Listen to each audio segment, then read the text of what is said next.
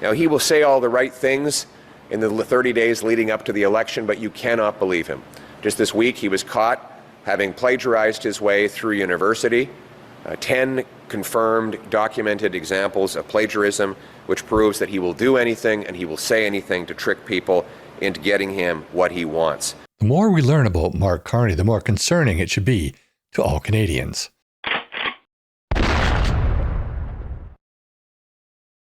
Welcome to my channel, y'all. I hope you're having a great day.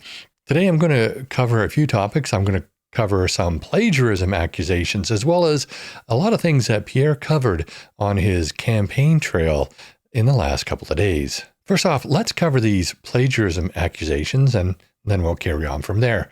Canadian Prime Minister Mark Carney has been accused of plagiarizing parts of his Oxford University thesis.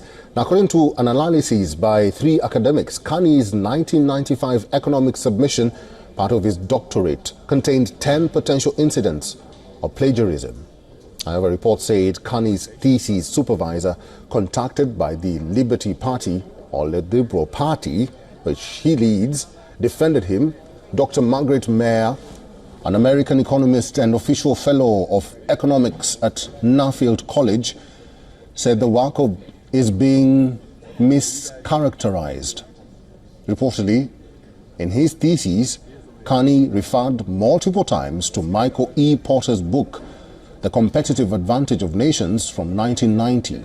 His critics said he did not give sufficient credit. The allegations come a month before the Canadians go to the polls to decide whether Carney should continue serving as Prime Minister. Carney, who succeeded Trudeau to the post in mid-March, called for snap election on April 28th. I find it very odd that there's very little coverage in Canada on the broadcast news about this, but I did find an article in the National Post. So let's go to that and then we'll talk about it. So this is an article from the National Post dated March the 28th, so a couple of days ago now, and it is exclusive. Mark Carney faces plagiarism accusations for 1995 Oxford doctoral thesis. And it said that he could be guilty, or he's accused of possibly having 10 instances of apparent plagiarism, according to academics who reviewed the material. The National Post obtained a copy of Carney's 1995 thesis for his doctorate in economics from Oxford University, titled The Dynamic Advantage of Competition.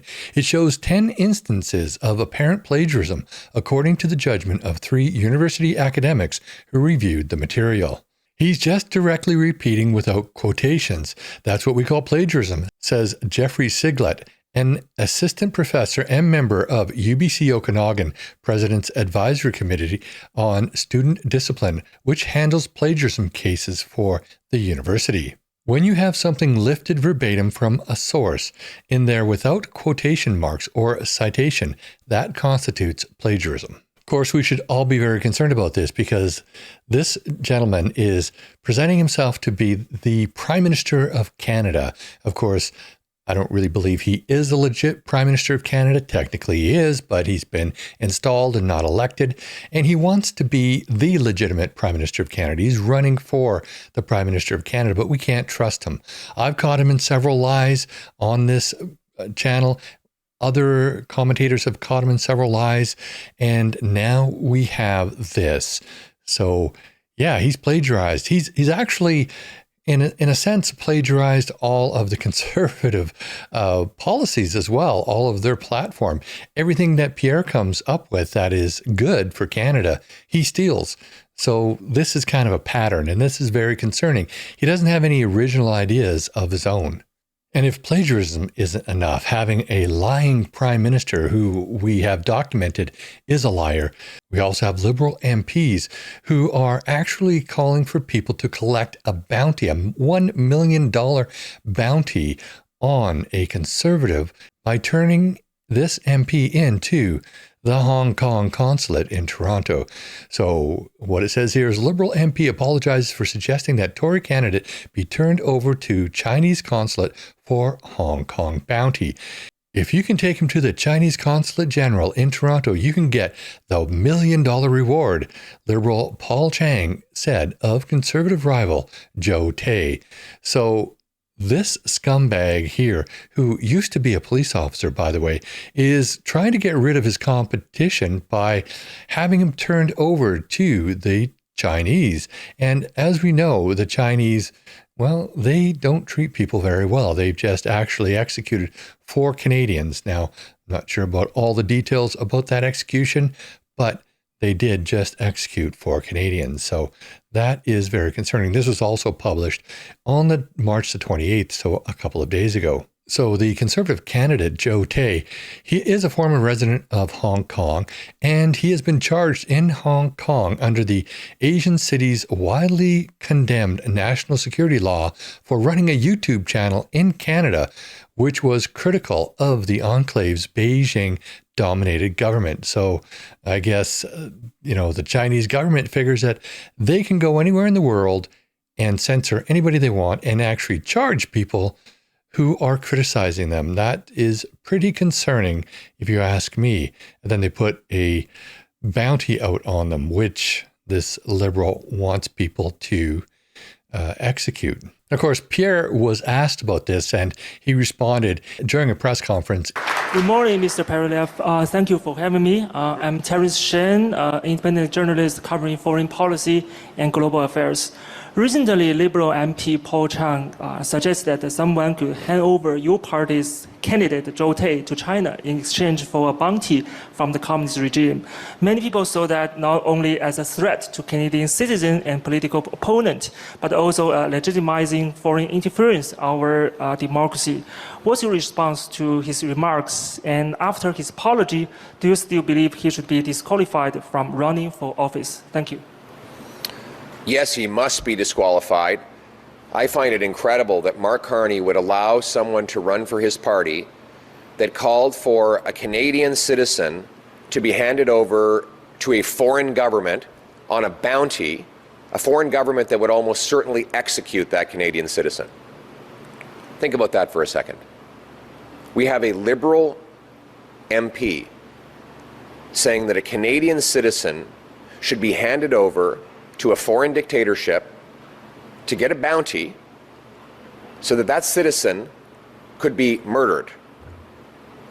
And Mark Carney says he should stay on as a candidate. What does that say about whether Mark Carney would protect Canadians? Mark Carney is deeply conflicted. Just in November, he went to Beijing and secured a $250 million loan for his company from a state-owned Chinese bank. He's deeply compromised, and he will never stand up for Canada against any foreign regime. Is another reason why Mr. Carney must show us all his assets, all the money he owes, all the money that his companies owe to foreign hostile regimes. And this story might not be entirely the story of the bounty and a Liberal MP calling for a Canadian to be handed over for execution to a foreign government might not be something that the everyday Canadian can relate to because it's so outrageous.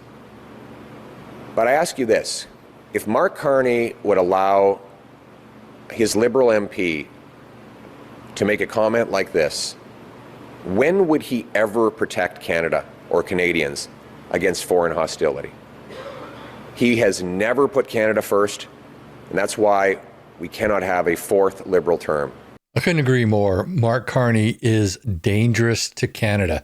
And I don't even think he's truly a Canadian. He hasn't even lived here for a number of decades. So, maybe he's just visiting. Maybe he'll leave right after he loses. At this press conference, Pierre actually introduced another very good plan to boost the Canadian economy.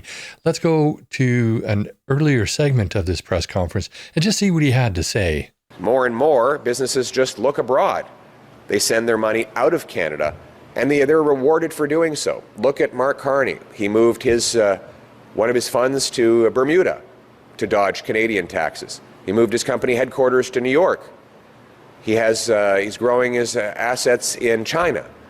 Also, he can avoid paying the Canadian taxes that he and the Liberals want to impose on everyone else, all while he hides these continuing conflicts of interest from the sight of Canadians. And that is why I am announcing today the Canada First Reinvestment Tax Cut. No capital gains when you reinvest the money here in Canada. What do you think? You agree with that?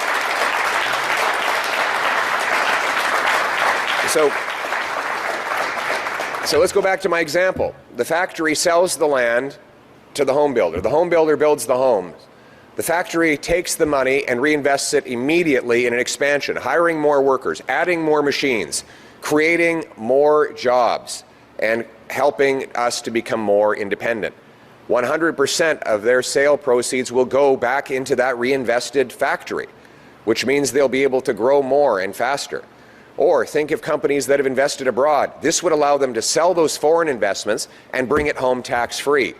Think of a retiring deli owner who sells his deli and he wants to put the money to work in a safer and more secure, less active investment, the Canadian stock market, money that will then flow into companies that hire workers in this country. Well, he will be able to do that.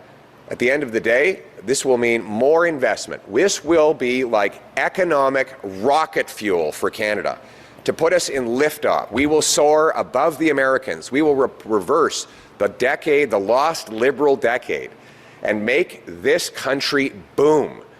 The Americans will see the investment pouring back over the border into Canada, and it will allow us to build the infrastructure we need: pipelines, mines, factories, export terminals that will get our goods overseas, going around the Americans, making us more independent and helping build that economic fortress so that never again do the Americans have us in such a weak position as the Liberals have put us after the lost Liberal decade.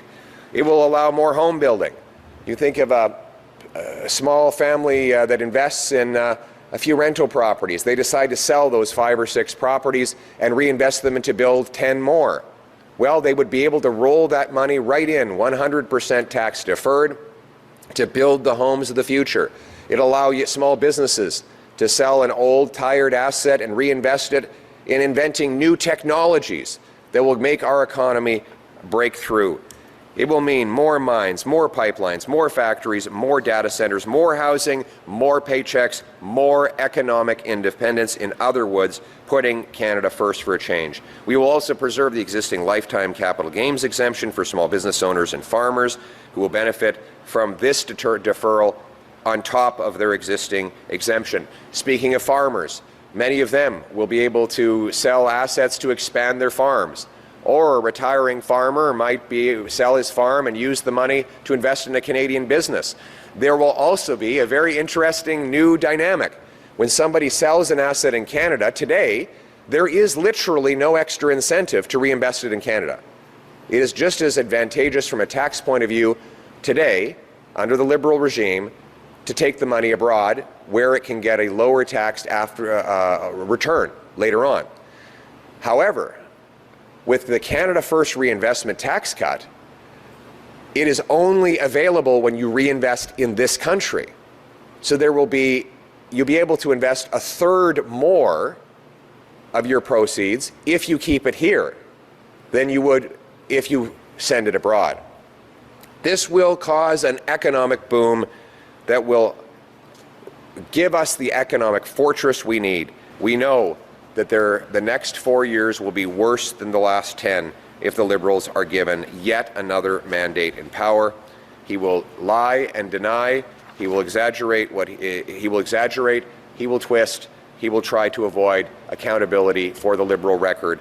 But we have to have a change in this country. We need a new Conservative government that will reward work, cut taxes, build homes, unleash our resources, greenlight LNG plants, mines, pipelines, and other major economic infrastructure, repeal C-69, get rid of the energy cap, unleash production. We will be a nation that rewards strivers, builders, entrepreneurs, and workers, an economic fortress that will allow us to be stronger, self-reliant, stand on our own 2 feet, and stand up to Donald Trump. We know that Mr. Trump wants to keep the Liberals in power because they will be weak and he will be able to dominate. But We're not going to allow that. Canadians are going to take back control of their economic destiny. The last 10 years were about the Liberals. The next 10 years need to be about you. It's time to reinvest, rebuild, and recharge our country for a change. It's time to put Canada's workers first for a change. It is time to bring home our money and jobs for a change. It is time to restore the Canadian promise for a change, a promise that hard work gets you a great life in a beautiful house on a safe street under a proud flag. Canada first for a change. Thank you very much. So Pierre has a solid plan to turn Canada's economy around. I think it's a good plan. And he lays it out nice and simple so people can understand. I do think that this will give the Canadian economy the boost that it needs. Unlike Carney, who is a globalist, and he will do everything that globalists want. And he'll also be weak, and he'll be easy for Donald Trump to manipulate and get what he wants. I personally think that Pierre would be better as far as working with Donald Trump as well. But I mean, exactly how Donald Trump thinks and whether or not he actually agrees with that, I don't know. It seems like he's going more towards an association with the Liberals, which is very disappointing and quite dangerous to Canada, I would say, and probably also dangerous to the United States. But Donald Trump is a financial genius. Obviously, he's a billionaire. He knows what he's doing. But I do believe that Pierre would be better for both of our nations. But that's just my opinion. I'd love to know what you think. Put your comments down below. And while you're at it, please like this video, share with your friends and on social media. And if you haven't already, please subscribe to my channel and hit that bell notification so you never miss another video. Also, please join me on Thursday evenings at 6 p.m. Pacific time for my live stream, where you're invited to join in on the conversation. Also, if you live on Vancouver Island and you want to get your Canadian firearms license, I teach the required courses. So if you'd like to take a course from me, there are links in the show notes of this video to my website where you can sign up for one. Thanks for watching, and I'll see you in the next video.